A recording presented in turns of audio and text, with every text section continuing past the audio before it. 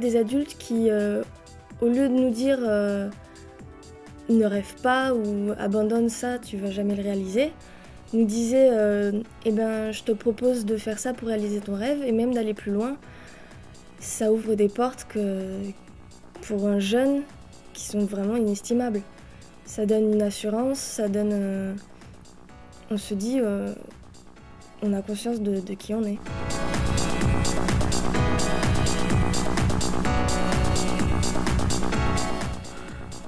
Qu'on croyait en moi et ensuite au projet.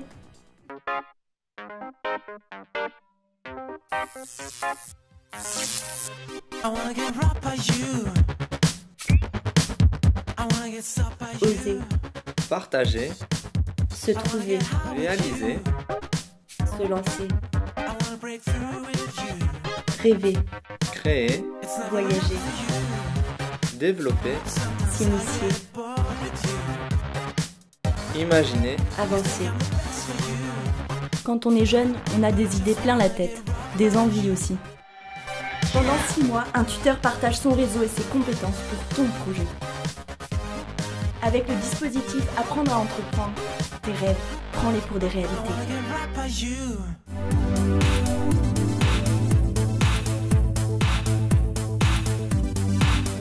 Quelque part, quand on avait des projets, que ce soit des projets de vie, des projets d'entreprise, des projets, et qu'on en parlait autour de nous, souvent on trouvait une obstruction très importante et que c'était peut-être cette obstruction qui faisait que des jeunes qui avaient des idées, des projets, n'allaient pas au bout de leur projet. Ce ne serait pas apprendre à entreprendre en tant qu'entreprise, en tant que société économique, mais plutôt aider à des jeunes à réaliser des rêves.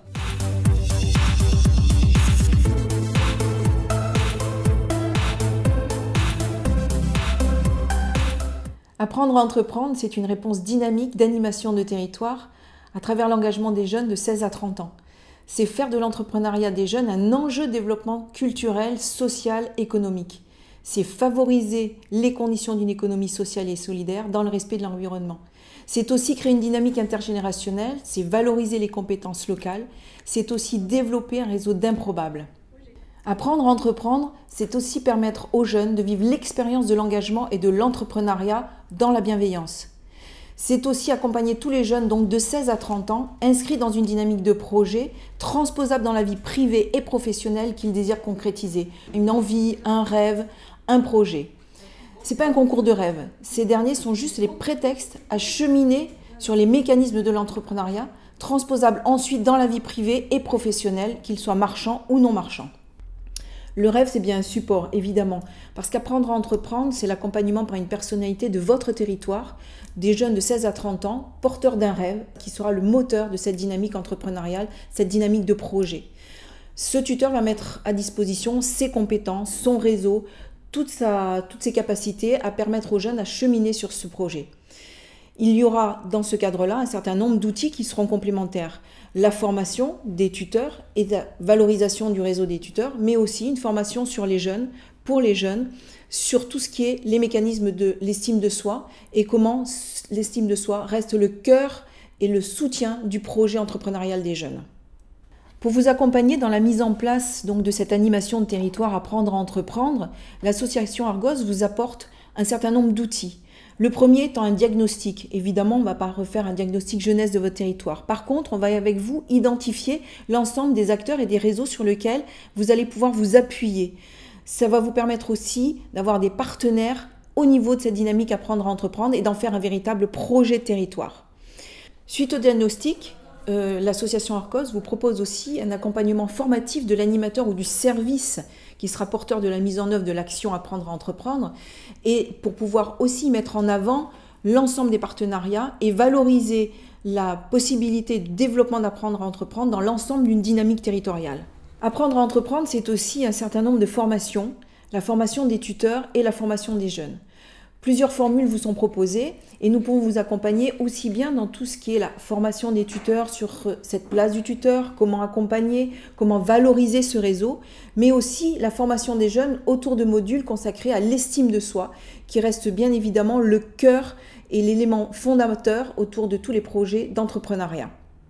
Nous pouvons aussi travailler avec vous sur des outils adaptés, sur des supports qui vont vous permettre, tout comme on l'a fait sur le Pays de la Vallée du Lot, de valoriser cette animation et de valoriser à travers elle votre territoire et le réel engagement de l'entrepreneuriat des jeunes que cela peut apporter. Il me semble important aussi de rappeler en quoi l'entrepreneuriat et l'engagement des jeunes, le processus de projet est important dans les territoires ruraux. On ne peut constater qu'actuellement, et à peu près sur tous les territoires nationaux, que la population vieillit, qu'il y a un fort taux de chômage des jeunes dans les territoires ruraux, qu'il y a un manque de formation et d'engagement de ceux-ci, évidemment, que le départ de ces jeunes de nos territoires reste un constat partagé pour tous. Pour autant, l'envie de ces jeunes d'entreprendre, de s'engager, voire de revenir sur leur territoire, reste une constante qui a pu être étudiée sur l'ensemble des diagnostics du territoire, des territoires nationaux actuellement. La question de la dynamique entrepreneuriale et la place des jeunes est un enjeu fondamental du développement des territoires ruraux dans lequel chacun peut s'engager.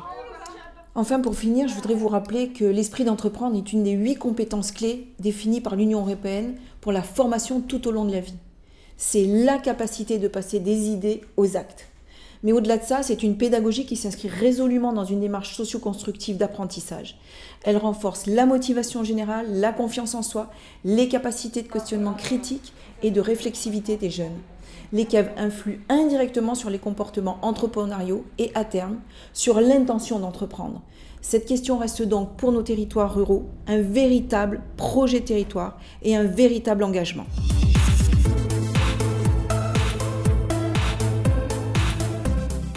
La première journée, c'était plus à nous apprendre des choses, à échanger. On échangeait ensemble, on réfléchissait ensemble et tout ça. Et la deuxième journée, c'était plus en pratique, faire des exercices et vraiment se rendre compte en pratique de quoi ça relevait l'estime de soi. C'est le fond, c'est la base.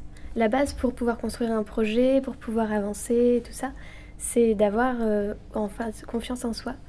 Donc j'étais un peu démotivé parfois, mais bon, heureusement que mes camarades étaient là pour me soutenir et puis pour avancer. Donc, mais on se démotive vite.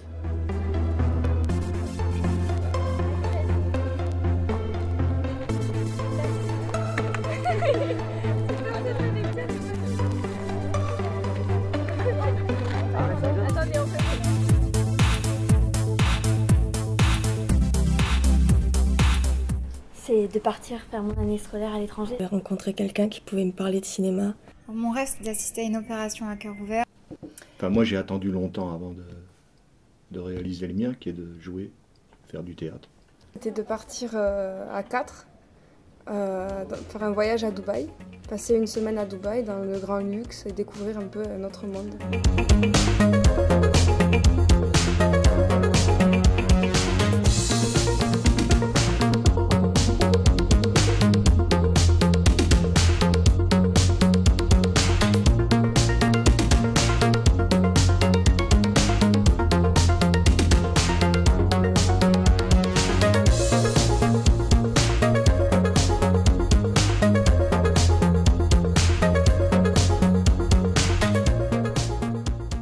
Faire un voyage itinérant dans des pays d'Europe en suivant le fil de la danse et du chant.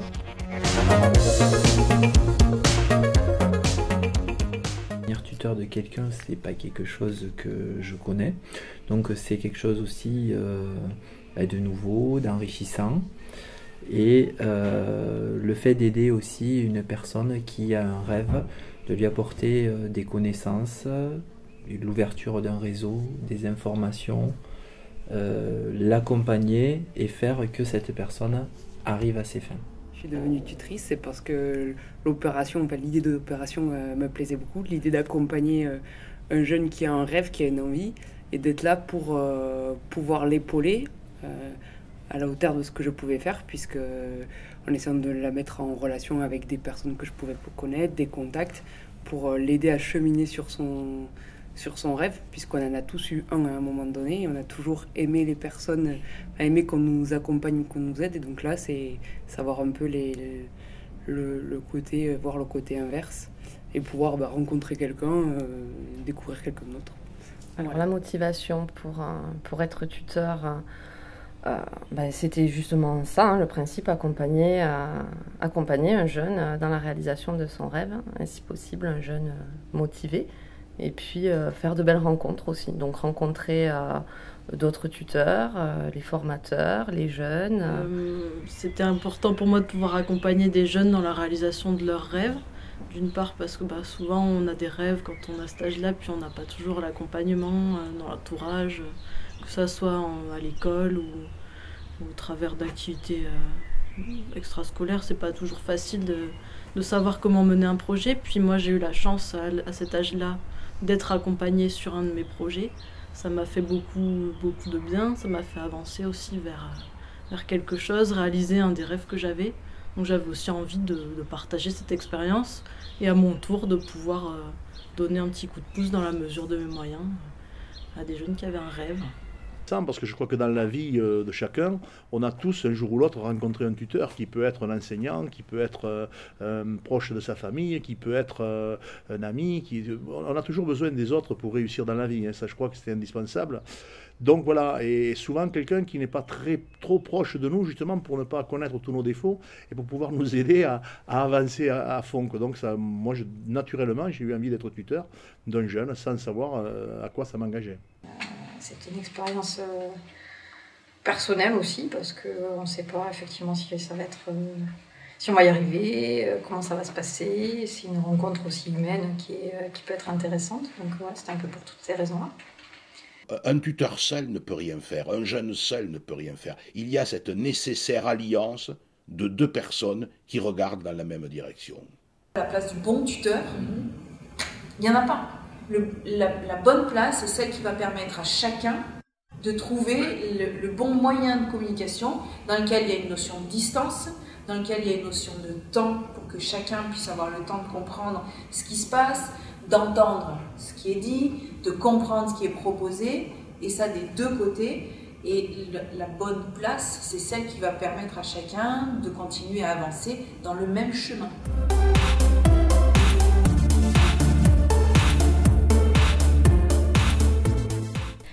C'est vrai qu'au début, j'avais l'impression que j'allais un peu peut-être être dans une relation professeur-élève, enfin un peu dans cette relation ou enseignant, enfin voilà. Et en fait, pas du tout. Ah, non. Parce que et du coup, ça m'a vraiment... Waouh, je me suis dit, c'est vrai que ça existe aussi des relations juste simples où on peut partager, avoir des idées ensemble, réfléchir ensemble. Parce que voilà, on avance plus loin à deux et donc c'était intéressant. Ça a impacté aussi sur l'accompagnement que moi je pouvais proposer dans ma vie professionnelle, quoi. Moi, des dispositifs, j'en rencontre pas tant que ça. Je suis toujours à la recherche pour elles, dès que je bouge, je regarde les prospectus et tout. Vous les connaissez bien, mais je les trouve pas si accessibles que ça. Je trouve que le vôtre était très bien diffusé en plus. Donc elle est arrivée en me racontant le projet qui avait été présenté à l'école. J'étais enthousiasmée tout de suite et j'ai fait confiance tout de suite parce que c'était au sein de l'école. Est-ce qu'elle a changé ? Je pense qu'elle a pris davantage confiance en elle. Elle est beaucoup plus autonome, elle prend beaucoup plus d'initiative et elle va toujours de l'avant. Donc ça, c'est Apprendre à entreprendre qui a quand même trouvé cette personne, qui nous a mis qui a mis Louise en contact avec cette personne. Sans Apprendre à entreprendre, il n'y serait jamais arrivé. Si j'avais pas eu d'initiative de la part de quelqu'un d'autre, je sais pas si j'aurais mis tous les moyens en œuvre pour réaliser ce projet. Mais finalement, c'est vrai que le fait qu'on vienne vers moi, donc ça m'a donné envie de vraiment réaliser ce projet de façon concrète. Et donc là, j'ai pu le réaliser finalement assez vite, mon rêve. Et ce qui est important par rapport à des rêves qui ne se sont pas réalisés, c'est si le ou la jeune a compris pourquoi. Et qu'à partir de ce moment-là, il puisse le vivre non plus comme un échec personnel, mais en disant comme une occasion peut-être de repartir du bon pied vers un rêve qui là aura toute la chance d'aboutir. Parce qu'on s'est dit, ouais, peut-être qu'elle va tout faire pour nous. À la base, c'est ce qu'on s'était dit. On s'était dit, ouais, on va lui dire qu'on va faire ça. Et puis, comme elle va nous aider, c'est bon, ça sera facile. Mais en fait, on est vite retombé sur terre. Hein, et on a vite compris que c'est pas elle qui allait tout faire. Et ça a été une déception ou ça a été quelque chose, à la limite, Non, c'était une prise de conscience en fait, juste.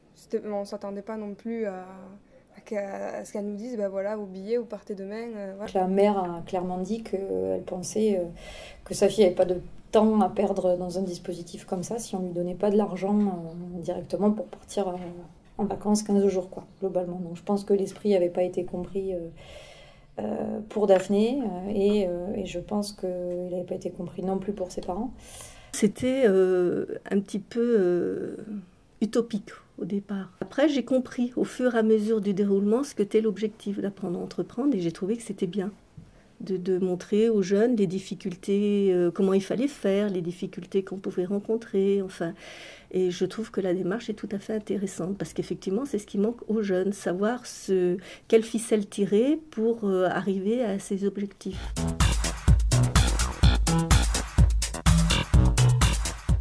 Apprendre à entreprendre m'a beaucoup apporté dans l'estime de soi, dans l'aisance.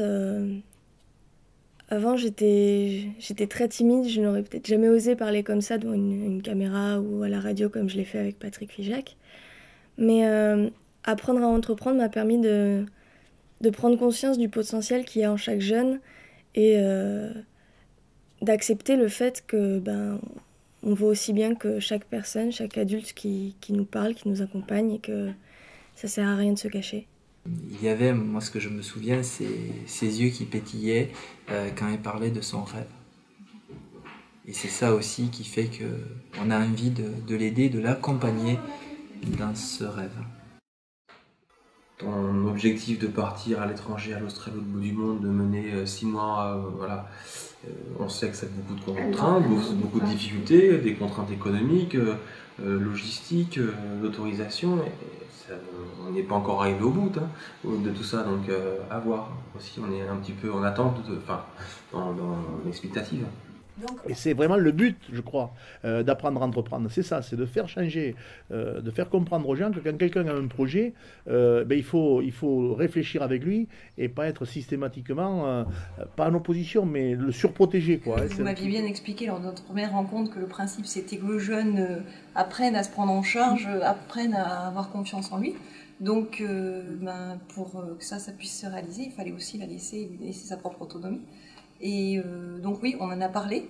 Je me suis dit, elle a à peine 17 ans et puis déjà elle arrive à exprimer, déjà à s'adresser à un adulte et à exprimer vraiment ce qu'elle veut faire. Et moi, elle me paraissait convaincante. Et donc j'ai trouvé que pour elle, c'est un apprentissage formidable, une chance extraordinaire de pouvoir faire ça déjà en première. Ce que j'observe un petit peu, c'est que souvent les ados, ils sont un peu dépressifs, ils sont beaucoup coupés de leur élan de vie, justement. La philosophie de dire, pour s'en sortir, pour être heureux dans la vie, il faut déjà faire ce qu'on aime. Et pour faire ce qu'on aime, arriver à réfléchir, à faire des expériences, à faire des erreurs. Tout ce qu'on entend sur la crise, le chômage, je trouve que ça, c'est une démarche super importante qui pourrait même être essentielle en dehors de votre organisme, de laisser les laisser respirer. Et puis les laisser faire leurs expériences et leur faire confiance. Parce que quelque chose puisse devenir concret et pas inaccessible, pas forcément dans 20 ans, quand ils auront passé par tous les cursus. Il y a aussi des choses très bien, mais où ils sont cadrés, il faut répondre à beaucoup de critères. Alors là, en plus, il y a un grand panel, on les laisse rêver, quoi. Où elle est contente de venir vous voir, elle se sent à l'aise et pas jugée. Voilà.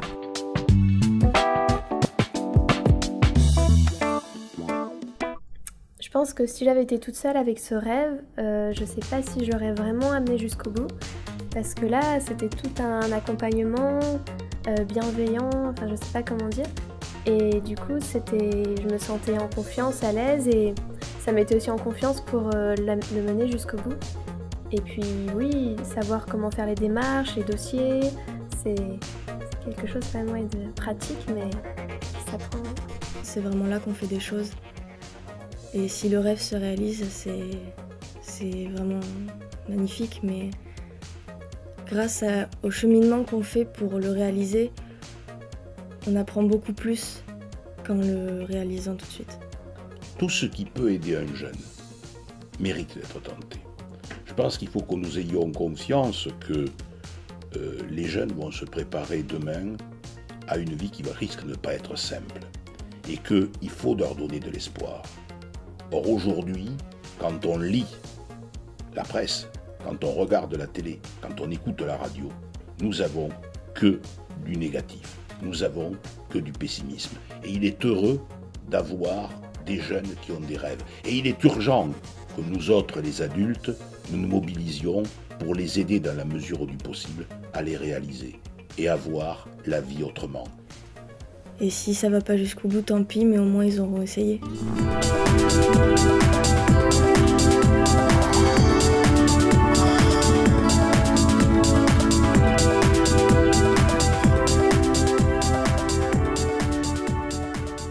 J'ai participé au programme Apprendre à entreprendre quand j'étais en seconde, donc ça fait déjà 5 ans. Et ce programme m'a permis de rencontrer Patrick Figeac qui m'a parrainée tout au long de cette année. Grâce à lui, j'ai pu passer à la radio pour parler un peu de mon livre. J'ai pu également rencontrer différents professionnels de l'écriture qui étaient plus dans mon domaine d'écriture, qui ont lu mon manuscrit et m'ont donné leurs avis et leurs conseils. Aujourd'hui, ça fait donc 5 ans. Qu'est-ce qu'il me reste de cette expérience?